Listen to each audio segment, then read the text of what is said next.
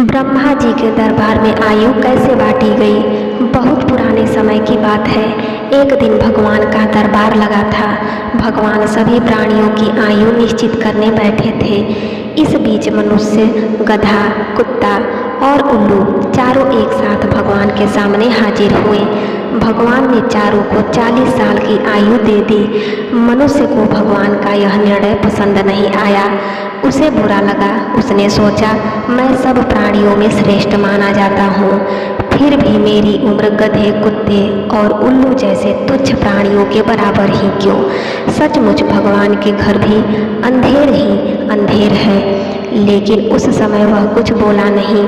कुछ दिनों के बाद मनुष्य भगवान के पास पहुँचा और कहने लगा, भगवान, मुझे आपके सामने अपनी एक शिकायत रखनी है। उस दिन आपने मेरी, गधे की और उल्लू की आयु एक सी निश्चित करके मनुष्य प्राणी के साथ भारी अन्याय किया है। क्या हमारे और इन तुच्छ प्राणियों के बीच कोई अंतर ही नहीं है?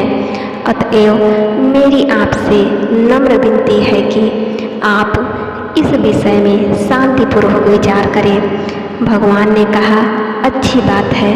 भगवान ने गधे, कुत्ते और उल्लू से पूछकर उनके जीवन में से 20-20 वर्ष कम करके मनुष्य की आयु में 60 वर्ष बढ़ा दिए और उसकी आयु 100 वर्ष की कर दी।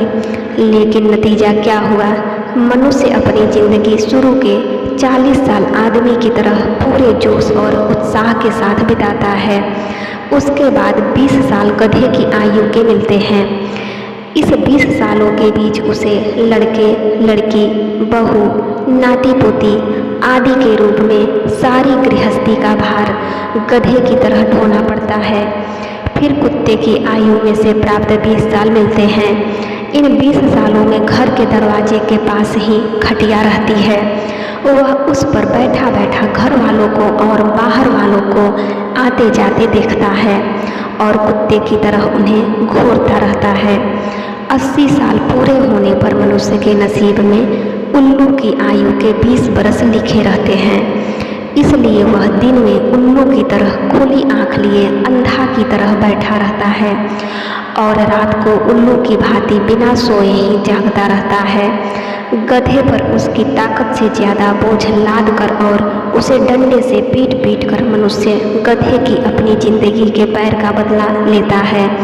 कुत्ते को धुतकार कर वह अपनी जिंदगी के पैर का बदला लेता है और उल्लू का तो मुंह देखना भी उसे नहीं सुहाता।